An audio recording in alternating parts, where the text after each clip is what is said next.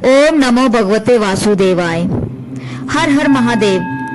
आप सबका एक बारी फिर से मेरे YouTube चैनल पर स्वागत है। आज हम इस वीडियो में बात करेंगे श्रीमद् भागवत गीता में 7वें अध्याय का। श्रीमद् भागवत गीता में श्री कृष्ण ने अर्जुन से परम सत्य का ज्ञान करवाया। जो लोग इस परम सत्य को सच्चे मन से श्रवण करते हैं उनको पितृ दोष से मुक्ति मिलती है। श्रीमद् भागवत के 7वें अध्याय को सुनने या पढ़ने से पितृ दोष से मुक्ति पाई जा सकती है। श्राद्ध पक्ष में गीता के 7वें अध्याय का पाठ करने से पितृ दोष से मुक्ति मिलती है। तो आइए सुनते हैं 7वें अध्याय का पाठ। श्री कृष्ण भगवान बोले, हे पार्थ, मुझ में मन लगा करके मेरे ही आश्रय होकर योगाभ्यास करते हुए मेरे स्वरूप का संशय रहित पूर्ण ज्ञान होगा। सुनो, वे पूर्ण ज्ञान मैं तुम्हें सुनाता हूँ, जिसके जानने से तुमको इस श्लोक में और कुछ जानना शेष ना रहेगा। सहस्रों मनुष्यों में से कोई एक सिद्ध प्राप्ति के लिए जतन करता है।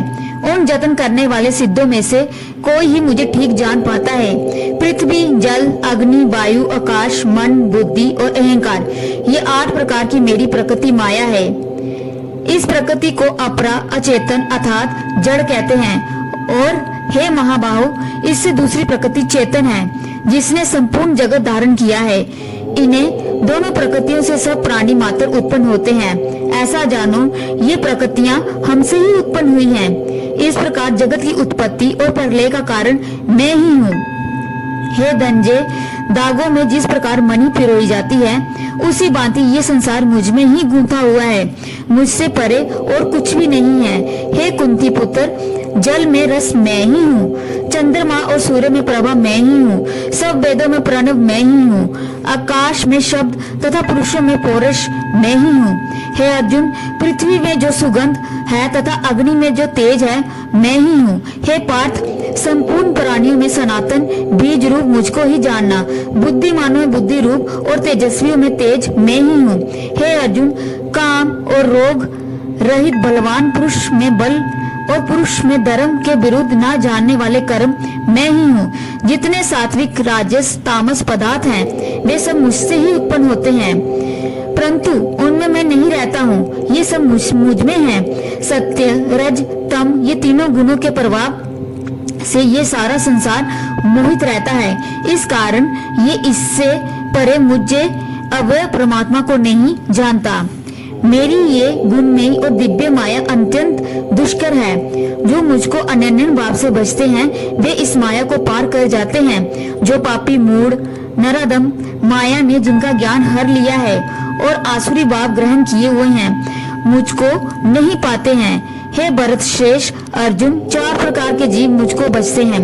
दुखिया, जिज्ञासु, ऐश्वर्य की कामना करने वाला और ज्ञानी, जिनमें मुझे सदा एकाग्र चित्त और केवल मेरी भक्ति करने वाले ज्ञानी पुरुष श्रेष्ठ लगते हैं, क्योंकि मैं ज्ञानी को अत्यंत प्रिय हूँ और वे मुझको प्रिय हैं। जबकि ये सभी भक्त श्रेष्ठ हैं, तथापि ज्ञानी तो मेरी आत्मा ही है, क्योंकि वे मुझ में ही मन लगाकर मुझको ही सर्वोत्तम गतिमान मेरा ही आश्रय ग्रहण करता है। अनेक जन्म के अनंतर ज्ञानी मुझे पा लेता है। ऐसा महात्मा अत्यंत दुर्लभ है, जो सब जगत को वासुदेव में समझे। अपनी अपनी प्रकृति के नियम के अनुसार मनुष्य भिन्न भिन्न काम वासनाओं से अज्ञान में डूबकर उन फलों की चाहना से अन्य देवताओं के अधीन होकर उनकी उपासना करते हैं। हे अर्जुन, जो भक्त श्रद्धा पूर्वक जिन जिन देवताओं का पूजन करना चाहते हैं, उन पुरुषों की उस श्रद्धा को मैं दृढ़ कर देता हूँ। वे इस श्रद्धा से युक्त होकर उस देवता की आराधना करता है, फिर उसको मेरे ही रचे हुए कर्म फल प्राप्त होते हैं। परंतु उन अलग बुद्धि वालों का फल नाशवान है। देवताओं की आराधना करने वाले देवताओं को मिलते हैं और भक्तजन मुझ में मिल जाते हैं। मेरे अव्यय, अविनाशी, अन्योत्तम स्वरूप को न जानकर मंद बुद्धि लोग मुझे अव्यक्त को व्यक्त देहधारी मानते हैं। मैं योग माया से आच्छादित होने के कारण सबको नहीं दिखता हूँ। उसी से मूढ़ लोग अनादि तथा अविनाशी मुझको नहीं जानते। हे अर्जुन, मैं भूत, भविष्य और वर्तमान के सब प्राणियों को जानता हूँ, पर मुझे कोई नहीं जानता।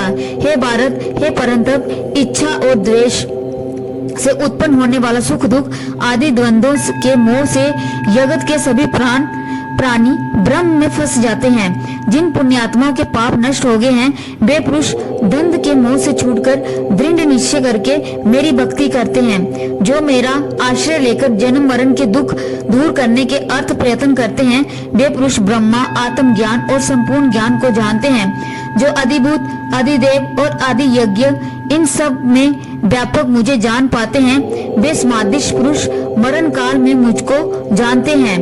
आइए सुनते हैं 7वें अध्याय का महात्म्य। श्री नारायण जी बोले, हे लक्ष्मी, अब 7वें अध्याय का महात्म्य सुन।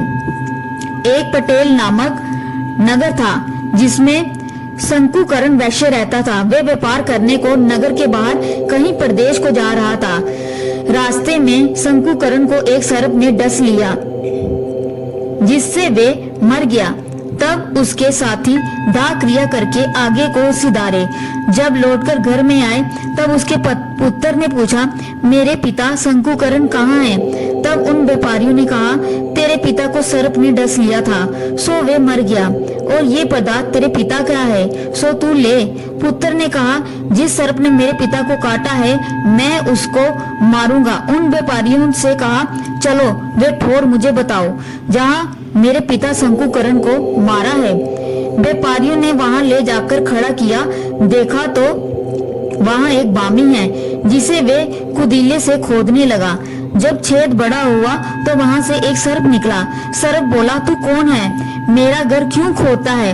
उस बालक ने कहा, मैं शंकुकरण का पुत्र हूँ। जिस सर्प ने मेरे पिता को मारा है, मैं उसको मारूंगा। तब सर्प ने कहा, हे पुत्र, मैं तेरा पिता हूँ, तू मुझे इस अधम देह से छुड़ा और मुझे मत मार। ये मेरा पूर्व जन्म का कर्म था, सो मैंने भोगा। तब पुत्र ने कहा, हे पिता, कोई जतन बताओ जिससे तुम्हारा उद्धार हो। तब उस सर्प ने कहा, हे पुत्र, किसी गीता पाठी ब्राह्मण को घर में भोजन कराओ और उसकी सेवा करो, तो उसके आशीर्वाद से मेरा कल्याण होगा। तब उस बालक ने अपने घर पर उस नगर में जितने गीता का पाठ करने वाले थे, उन सबको बुलाकर श्री गीता जी के 7वें अध्याय का पाठ कराया और उनको भोजन कराया। तब उन ब्राह्मणों ने आशीर्वाद दिया।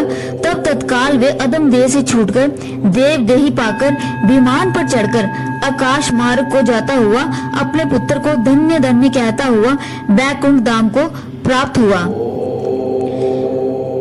हर हर महादेव, जय लक्ष्मी नारायण। अगर आपको आज का वीडियो अच्छा लगा हो तो वीडियो को लाइक कर दें, शेयर कर दें और चैनल को सब्सक्राइब कर दें। धन्यवाद।